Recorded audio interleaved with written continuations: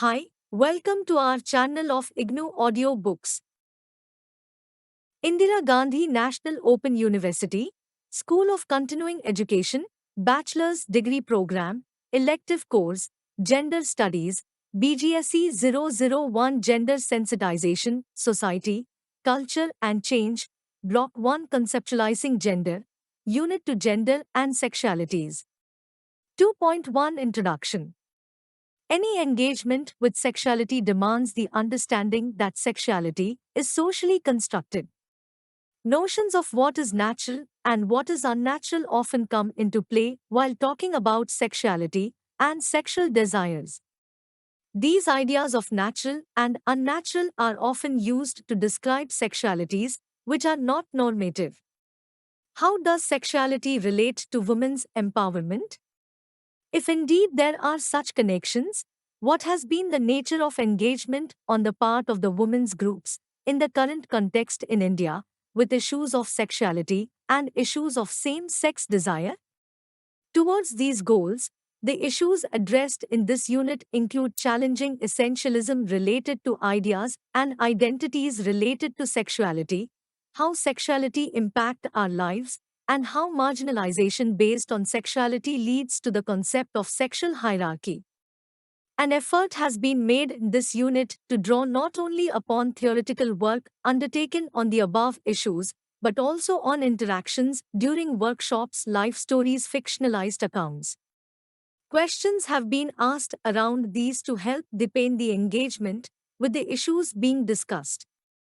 Let us look at the objectives of reading this unit. 2.2 Objectives.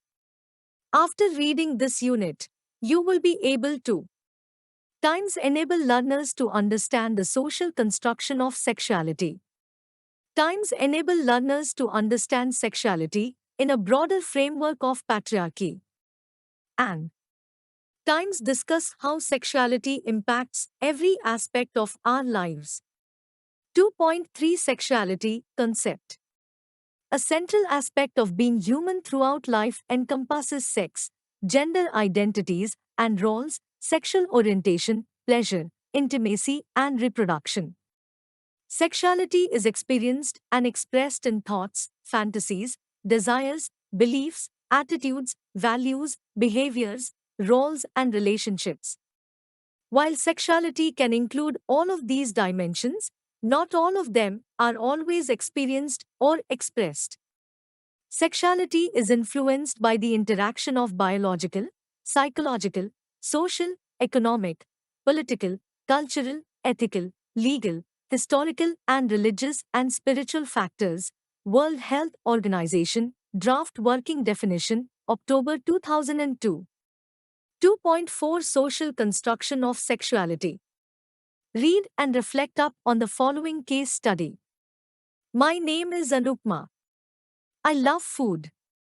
I'd be hard-pressed, though, to say what I liked the most.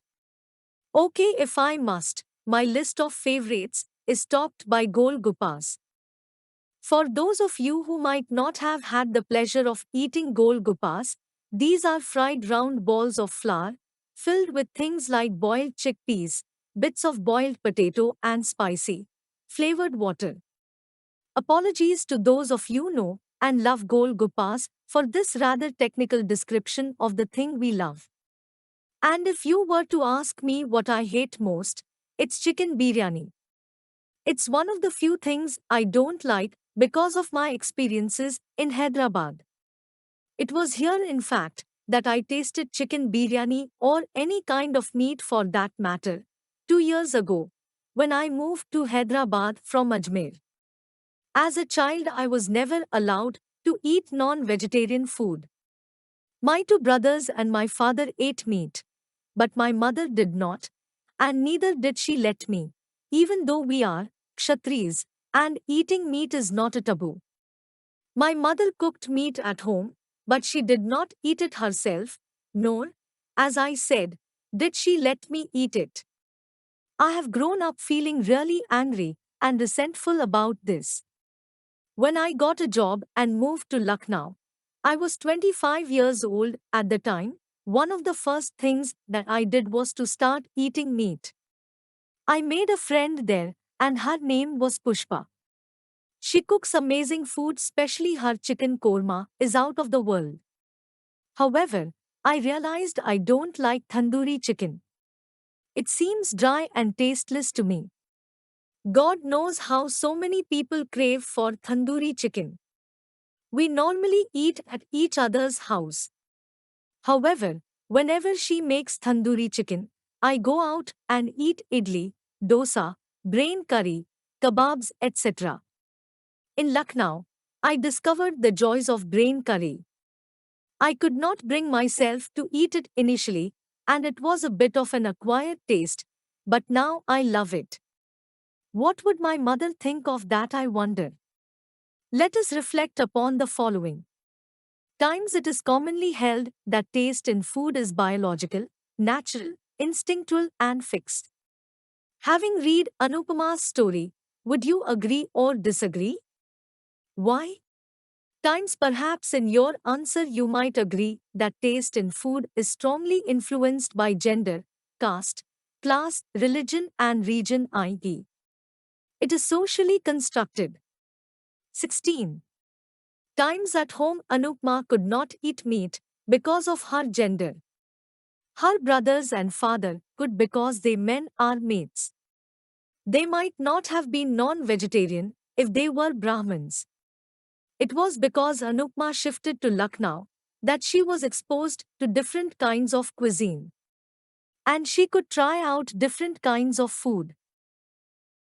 Times Anupma started eating meat at the age of 25.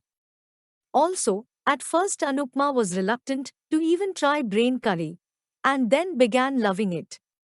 Therefore, we can say that Anupma I is diverse. What I love you might hate. There are many things that Anupma loves to eat. Pushpa loves tandoori chicken, however, Anupma does not. 2. Has positive and negative dimensions. Anupma loves food. It has been a source of enjoyment and discovery for her. We also know that, as a girl, Anupma was very upset that she was not allowed to eat meat. This was an act of discrimination that she resented. Anupma has experienced food in terms of both an enhancement and reduction of her sense of well-being. You might wonder why you are having to read and analyze Anupama's food habits in such detail. Or perhaps you have already guessed. Question: do you see any similarities between the dimensions that you have explored above and with sexuality? It could well be argued that everything that can be said about taste in food holds true for sexuality. Let's replace what we wrote above for taste in food with sexuality and see whether this is indeed so. Sexuality is strongly influenced by gender, caste, class, religion, and region, i.e. it is socially constructed, is not fixed, but change, and is fluid, is diverse. What I might love you might hate, has positive and negative dimensions. Let us read these attributes in details. Diversity. What shape our sexual desires, who we are attracted to, and how we attain sexual satisfaction varies from individual to individual. Generally, it is assumed that attraction can only happen between men and women. However, since desire is fluid, attraction can happen between any two individuals. For instance, sexual attraction can happen between two women or between two men too. The forms of desire are varied. It's not about who you are attracted to but what kind of desire you feel. Normally, when people hear the word sex, they mean a sexual act between a man and a woman. This might be because this kind of sexual act is linked to reproduction and progeny, even though we know that sex is done not only for reproduction but for pleasure and desire. How will the world be if there was no diversity? Imagine that today the government has issued an order that all women should wear yellow saris and all the men should wear white shirt and black pants. Tell me, how would the world look? boring. Actually, it is important to understand that we should not be scared of diversity, but should accept it objectively. Pain and pleasure. What are the terms which come to your mind when you think about the word sexuality? Love, desire, sexual pleasure, sexual orientation, shame, taboo, pain, sexual violence, rape, hesitation, rules, norms, societal sanctions, etc. From the above description, it is quite evident that sexuality has both positive and negative aspects. However, the positive aspects, like for example the instances of desire and pleasure, are hardly talked about. Mostly, sexuality is talked about in the context of pain and violence. But it is important to acknowledge the positive aspects or the pleasure part of sexuality as well. According to Gayle Rubin, for some people, sexuality may not be as serious as more critical problems of poverty, war, disease, racism, famine, or nuclear annihilation. Fluid and changeable. Like our food habits, sexuality is also fluid and can change. However, it might not be as changeable as food habits. Though not on a regular basis, but desires around sexuality, what I like, who I like can change sometimes during life. Socially constructed. We read earlier that what we eat, how we eat, who can eat what and why we eat are all socially constructed. Similarly, with regard to sexuality, also there are norms which prove that sexuality is also socially constructed. In considering the argument that sexuality is socially constructed, it might be useful to understand that who, how, when, whom, and why we desire are all strongly subjected to social influences. There are well defined social norms related to all these dimensions of sexuality.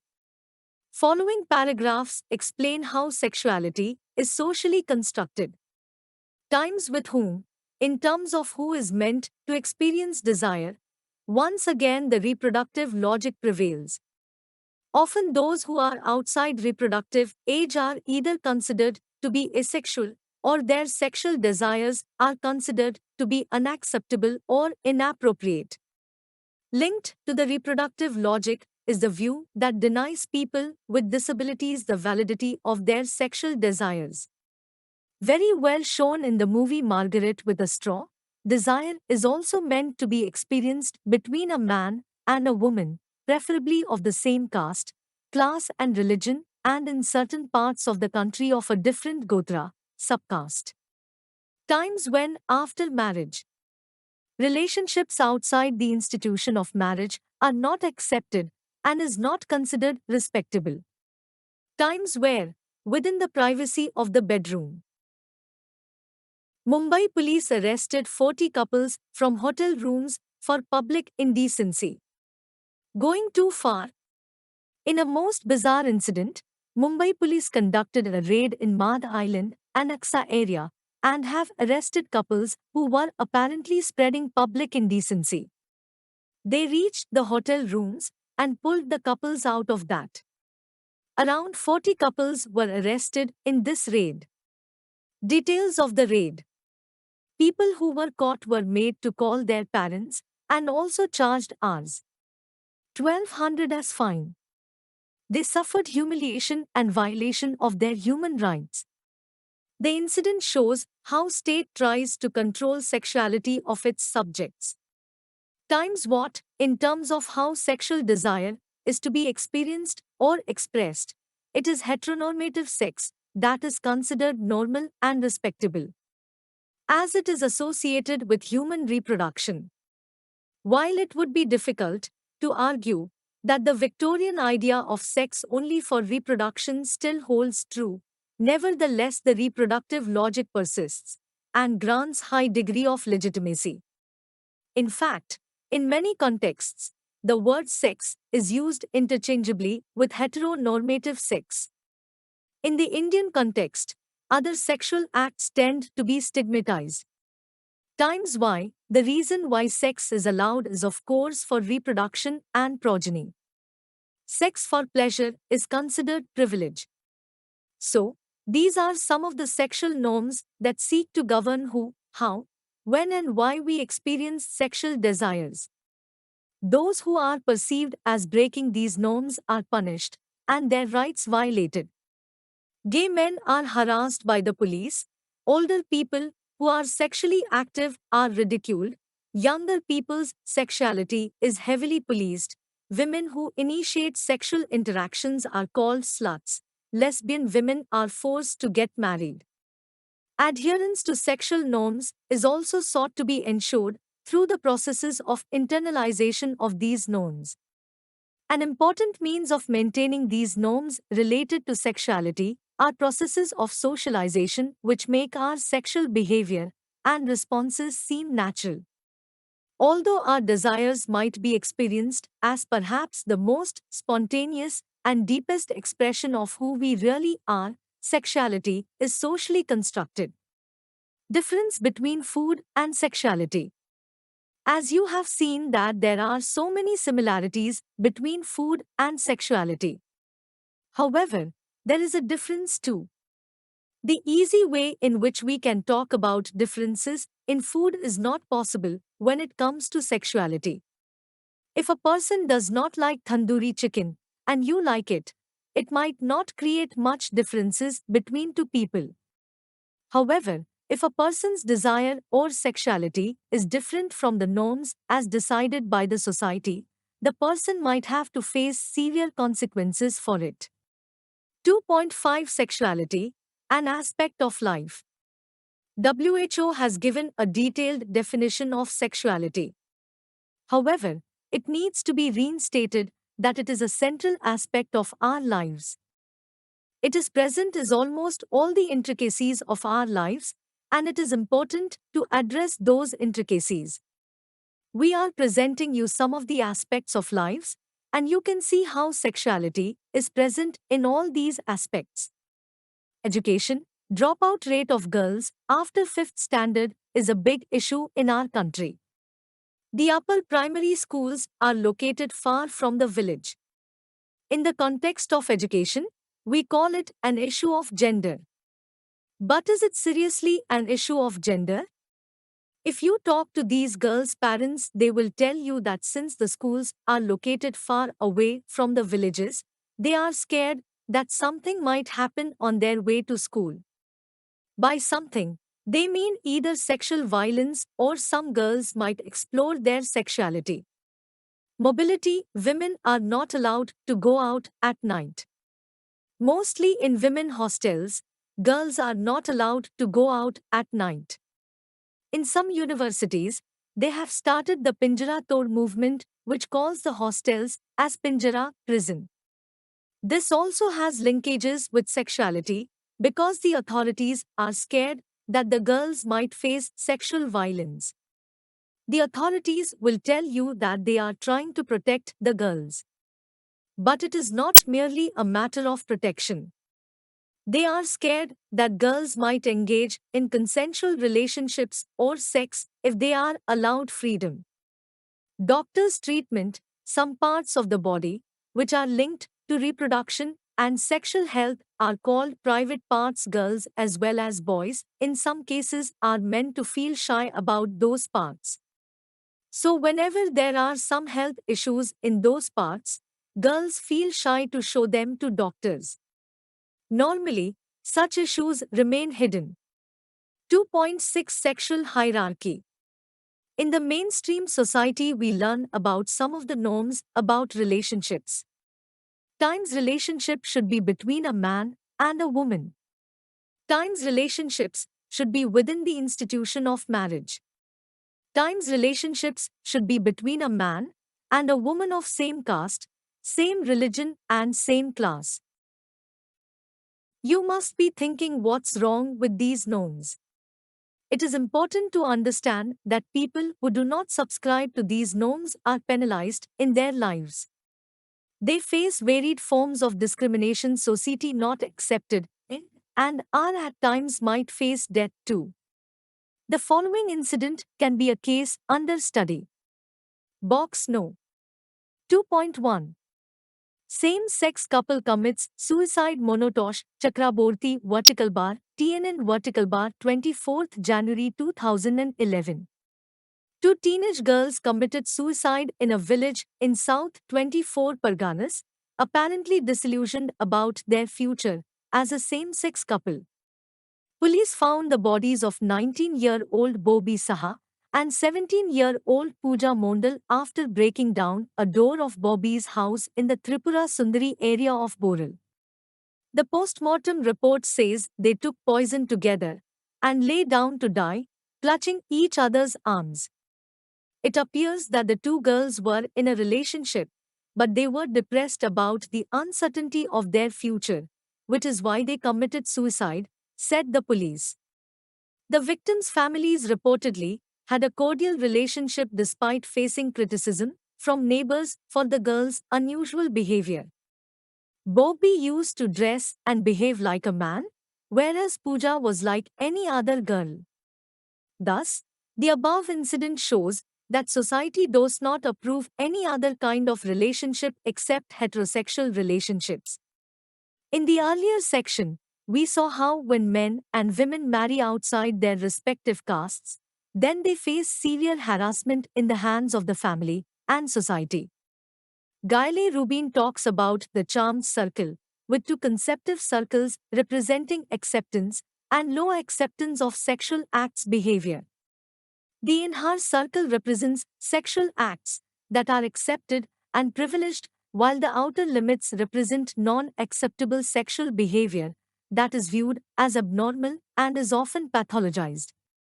But the boundaries are permeable, and they change from culture to culture, market to market, generation to generation. But a divergence is only acceptable under certain boundaries, e.g. homosexuality is acceptable, but within the inner circle it means it has to be monogamous, within home, within marriage, same generation, etc.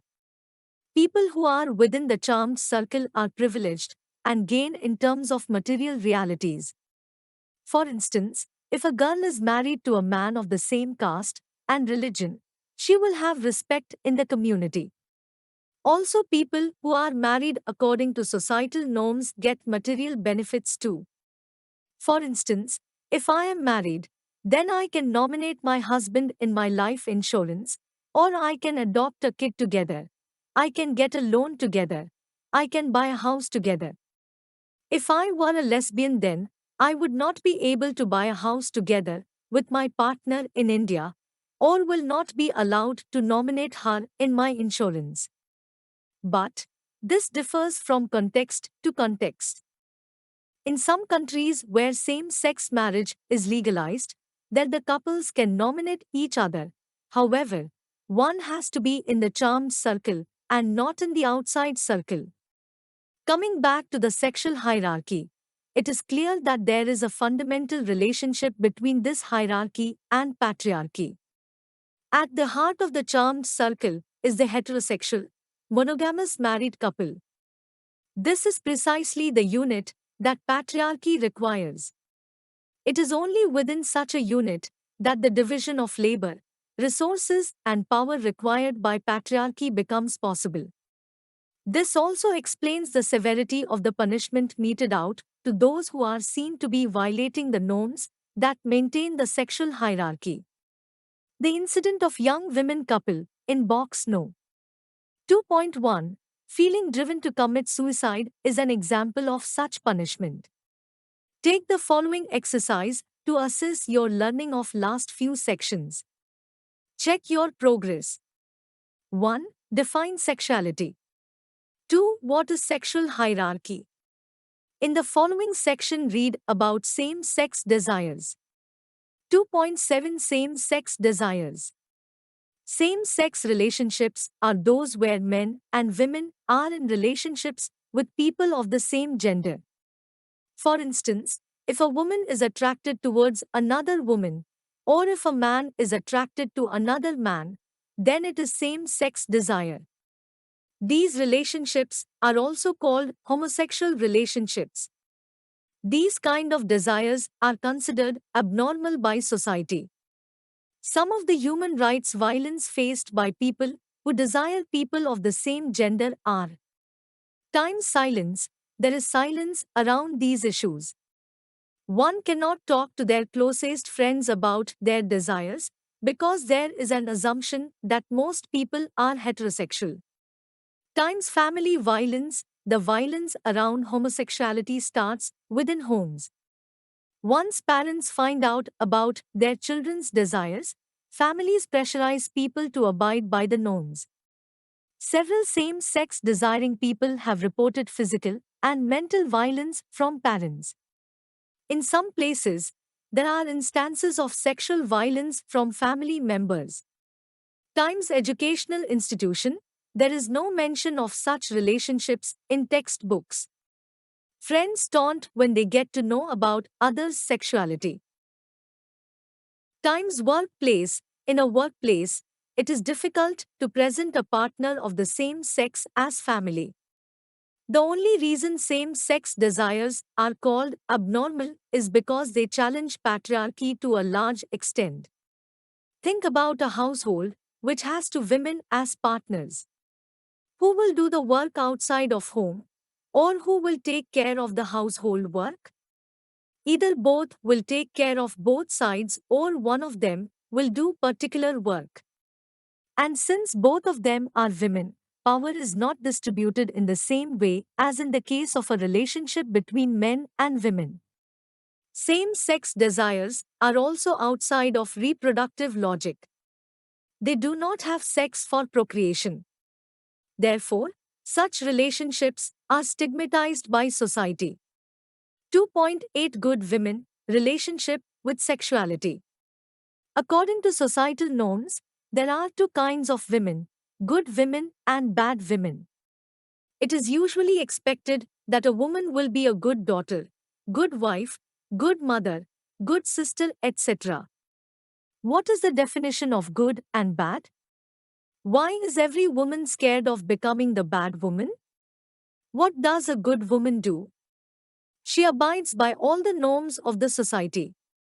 She wears what is considered appropriate by the society. She eats after feeding everyone. She listens to everyone. She cares for everyone without thinking about her own self. She has sex with her husband whenever her husband desires. She will never make the first move with regard to relationship or sex. On the other hand, a bad woman according to society norms is one who does what she wants, she wears the clothes she wants, she eats when she is hungry. So let's say, she has freedom to do whatever pleases her without taking others' freedom. Normally it is assumed that since the bad woman does whatever pleases her, she might be irresponsible. However, doing what one likes does not make her irresponsible. The norms of the good women are directly linked to sexuality. For instance, a good woman will never say no to her husband for sex. She will not talk to other men. She will wear what society insists that she wear. Therefore, these norms are directly linked to sexuality. 2.9 Sexual pleasure and empowerment. There are complex reasons why many women, including feminists, have tended to be anxious around sexuality.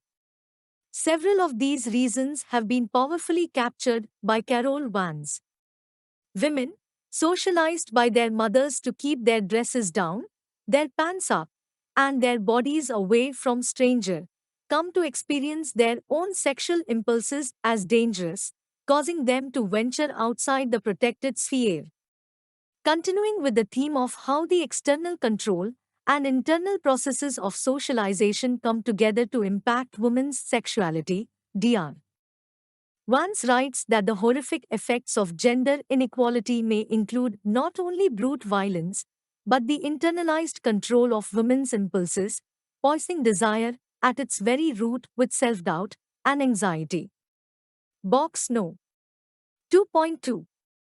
In a workshop on gender and sexuality conducted by Nirantar with non-formal education teachers in rural Rajasthan, a western state of India, there was a discussion on a scene in a documentary film in which a group of young boys talk amongst themselves about their sexual experiences with girls. One of boys comments on girls' responses and says that even when girls say no, they actually mean yes.